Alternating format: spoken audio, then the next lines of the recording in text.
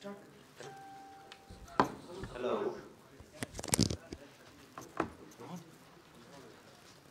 चले सारे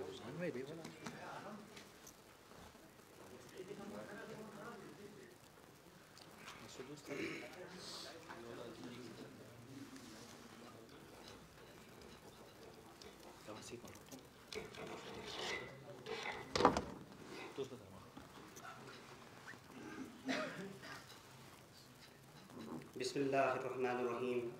अस्सलाम वालेकुम। बलूचिस्तान में मौजूद print, electronic, social, digital media, मौजूद सहाफ़ी हज़रात, अस्सलाम वालेकुम। आज की इस प्रेस कॉन्फ्रेंस का बुनियादी मकसद मुस्तक़बिल करीब में मुनक़िद होने वाले गिलगित बल्तिस्तान में मुकाबले के इम्तहानात के हवाले से यहाँ के उम्मीदवारों के खदशात, तहफ़्फ़ुज़ात और तवक़्क़ात के सिलसिले में आप मौजूदीन को आगाह करना है। मौजूद सहाफ़ी हज़रात, आप हुकूमत और हमारे दरमियान पुल का किरदार अदा कर सकते हैं, इसलिए हम उम्मीद करते हैं वक्त से पहले आप इन खदशात, तहफ़्फ़ुज़ात का एक मुमकिन हल निकाल सकें आपकी वसातत से। मौजूद सहाफ़ी हज़रात, आपके इल्म में है ये, हमारे यहाँ अपना पब्लिक सर्विस कमीशन ना होने की वजह से गिलगित बल्तिस्तान में मुकाबले के इम्तहानात 4 से 6 साल के अरसे में मुनक़िद होते हैं, जिसकी वजह से उम्मीदवारों की उम्र की बालाई हद गुज़र जाती है और मुकाबले के इम्तहानात जब 6 साल बाद मुनक़िद होते हैं तो ये उम्मीदवार जो ब्यूरोक्रेट बनने के ख्वाब अपने जहनों में सजाए बैठते हैं, वो इन मुकाबले में शिरकत नहीं कर सकते। मगर इस दूसरे सूबों में अपना पब्लिक सर्विस कमीशन है और यहाँ उन सूबों में मुकाबले के इम्तहानात हर साल मुनक़िद होते हैं और वहाँ के उम्मीदवारों के लिए उम्र का कोई ऐसा मसला नहीं होता। इसलिए हम हुकूमत वक्त से गुजारिश भी करते हैं और अपील भी करते हैं। इस पब्लिक सर्विस के यहाँ का पब्लिक सर्विस कमीशन ना होने की वजह से जो उम्र गुजर जाती है, इन हक़ाइक़ को मद्देनज़र रखते हुए यहाँ के उम्मीदवारों के लिए खुसूसी रियायत दी जाए ताकि यहाँ का उम्मीदवार, यहाँ का नौजवान इस मुकाबले के इम्तहान में शिरकत कर सके। मौजूद सहाफ़ी हज़रात, जैसा कि आपके इल्म में है, कोविड-19 की वजह से पूरी दुनिया बशमूल गिलगित बल्तिस्तान की आबादी मुतासिर हुई है। इस महलिक बीमारी की वजह से सबसे ज़्यादा तालिब इल्मों का नुकसान हुआ। लिहाजा इस हकीकत को मद्देनज़र रखते हुए दीगर सूबों में उम्र की खुसूसी रियायत दी गई। मुकाबले के इम्तहानात में जो शामिल होते हैं उम्मीदवारों के लिए खुसूसी रियायत दी गई। इसकी एग्ज़ाम्पल आप KP की दे सकते हैं, वहाँ के उम्मीदवारों के लिए खुसूसी रियायत दी गई। मगर गिलगित बल्तिस्तान में इस हकीकत को जानते हुए, समझते हुए इसको नज़रअंदाज कर दिया गया। मौजूद सहाफ़ी हज़रात, ये भी आपके इल्म में है, मुकाबले के इम्तहानात वफाकी सतह पे हों, सूबाई सतह पे हों, जब भी होते हैं मुनक़िद, क़ब्ल अज़ वक्त सिलेबस के मुतल्लिक़ उम्मीदवारों को बताया जाता है। मगर गिलगित बल्तिस्तान के मुकाबले के इम्तहानात जो भी मुनक़िद होने जा रहे हैं, इनमें 11th आवर आखिरी वक्त में बताया गया यहाँ के उम्मीदवारों को, ये बहुत ही ज़्यादती है। हम इसलिए गुजारिश करते हैं और अपील भी करते हैं हुकूमत वक्त से कि इसको मद्देनज़र रखते हुए, क्योंकि APSC का एक जनरल फॉर्मेट है कि आम जनरल रिक्रूटमेंट हो तो वो 2.5 से 3 महीने उम्मीदवारों के लिए मुख्तस करती है FPSC, जबकि मुकाबले के इम्तहान गिलगित बल्तिस्तान में होने जा रहे हैं, इसके लिए 2 महीने 18 दिन रखे गए। ये यहाँ के नौजवानों के साथ मैं समझता हूँ बहुत ही नाइंसाफ़ी है। क्या यहाँ का नौजवान दिगर सूबों की तरह इंसान नहीं?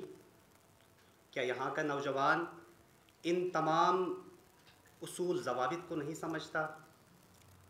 दिगर सूबों की तरह हम भी पाकिस्तान के शहरी हैं। हम यहाँ के ज़िम्मेदार लोगों से, खुसूसन चीफ एग्जीक्यूटिव गिलगित बल्तिस्तान से, अगरचे नहायत ही अच्छे इंसान हैं चीफ एग्जीक्यूटिव गिलगित बल्तिस्तान, हम एक दफ़ा फिर मुअद्दबाना गुजारिश करते हैं। मौजूद सहाफ़ी हज़रात, ये भी आपको बताता चलूँ, हम यहाँ के तमाम मजहबी कायदीन से मिले, उनसे हमने इन मतलूबा गुजारिशात उनके सामने रखी और उन लोगों ने भी उन तमाम गुजारिशात को माना, इनको समझा। इसी तरह हम ट्रेजरी बेंचेस के तमाम नुमाइंदों से भी हम मिले, अपोजिशन लीडर से भी हम मिले, और इन सब के बावजूद हमें अपने खदशात तहफ़्फ़ुज़ात का हल धुंधला नज़र आ रहा है और हम महरूमी से दो चार हो रहे हैं। इसलिए मैं यहाँ के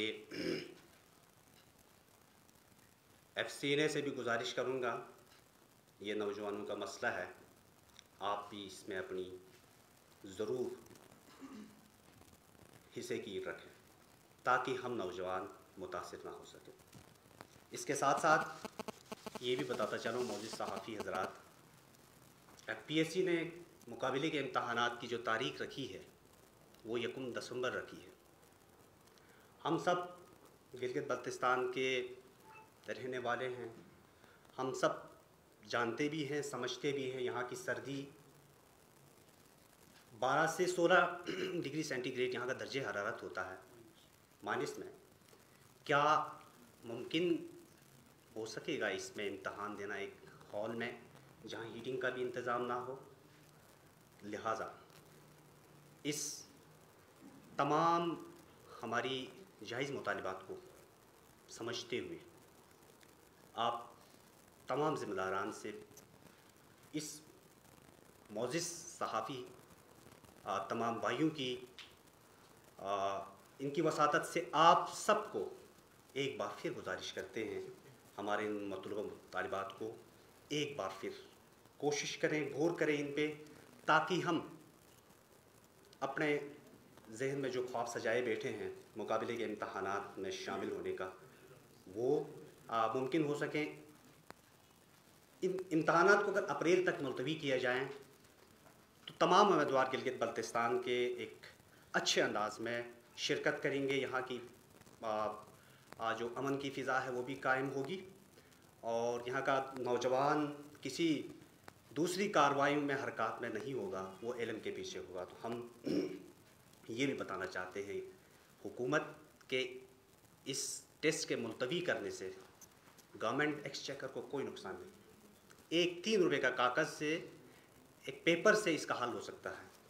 no answer question session is open for you, please. अच्छा, आपने दीगर सूबों की मिसाल दी है, वहाँ रियायत दी गई है, तो ज़रा बताइएगा कि कौन से सूबे में कितने साल की रियायत दी गई? अच्छा, ये खैबर पख्तूनख्वा में 38 साल है। मुकाबले के जो इम्तहानात के उम्मीदवारों के लिए जो एज रखी गई है वो 38 साल है और इसी तरह बलूचिस्तान में 43 साल है। तो अगर हम गिलगित बल्तिस्तान को दीगर सूबों से कंपेयर करते हैं तो यहाँ का सूबा बहुत ही इर्तिकाई उससे गुज़र रहा है। तो इसको मद्देनज़र रखते हुए हम भी समझते हैं दीगर सूबों की तरफ को यहाँ भी कॉपी करें, उस प्रेसिडेंट को यहाँ भी सेट करें ताकि हम भी शामिल हो सकें, हम भी इल्म की उस झंडे को लेकर हम भी आगे बढ़ सकें। अच्छा, दूसरे सूबों में कह रहे हैं कॉम्पिटिटिव जो एग्जामिनेशन है उसके लिए एज की रिलैक्सेशन नहीं दी गई है, जनरल पोस्ट होते हैं उसके लिए दी गई है, उस हवाले से क्या मुमकिन, क्योंकि आपके साथ एक दूसरी पार्टी भी है, उनका मौक़िफ़ है कि कॉम्पिटिटिव एग्जामिनेशन है उसके लिए कोई रियायत नहीं दी गई है, जनरल दी गई है KPK के अंदर भी और और बलूचिस्तान के अंदर भी, और वो भी नोटिफाई नहीं हुआ है। नहीं, देखें मेरी बात सुने, जॉब्स के हवाले से जब नोटिफिकेशन होता है उसमें ये नहीं लिखा होता ये जनरल रिक्रूटमेंट के लिए, ये कम्पिटेटिव के लिए। वो एक नोटिफाई हुआ है 43 ईयर बलूचिस्तान में, वो सब के लिए हुआ। ये बात बिल्कुल गलत है कि कोई ये कह रहा है कि कम्पिटेटिव के लिए नहीं है या उसके लिए है, ये बात बिल्कुल गलत है। इसको एडिशनल में करते हुए, क्योंकि कोरोना की वजह से उम्र की जो बलाई हद है उसमें 5 से 7 साल बढ़ा दिए गए थे दीगर सूबों में, 5, 2 साल, 7 साल।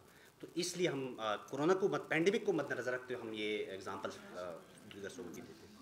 अच्छा, इस सिलसिले में आपने जो हमारी मुंतखब हुकूमत है उनसे मुलाकात की है, उनसे कोई बातचीत की है, आपने ये मसला उनके सामने रखा है? जैसा कि पहले भी आपसे यही बात बताई आप सब लोगों को, हम वज़ीर आला गिलगित बल्तिस्तान से मिले, हम दिगर वज़रा से भी हम मिले, सबसे हम मिले और यही गुजारिशात हमने रखी, और अब तक उसका हल हमें मिल नहीं रहा है। तो आज इस प्रेस कॉन्फ्रेंस के ज़रिए एक बार फिर उनसे हम गुजारिश करते हैं कि इसको संजीदगी से हल करें। ये मुकाबले के अंदर में कितने उम्मीदवार हैं जो मुतासिर हो रहे हैं इस तरह जो है कबल के जल्दी इम्तहान हो रहे हैं, कितने मुतासिर हैं? इसकी मैं तादाद तो नहीं बता सकता आपको, मैं ये कहूँ 90% जो हमारे उम्मीदवार हैं इसमें, क्योंकि हम एक ऐसी इलाके से ताल्लुक़ है जहाँ ज़हनी तौर पर एक वो रखा जाता है कि खौफ हमारे उसमें सवार होता है कि हम बाहर निकलें तो पता नहीं क्या होगा। लेकिन अल्हम्दुलिल्लाह आईन पाकिस्तान हमें इजाज़त देता है, हम फ्रीडम ऑफ एक्सप्रेशन, हम ये आज़ादी हमें मिली है, आइन ने हमें दी है।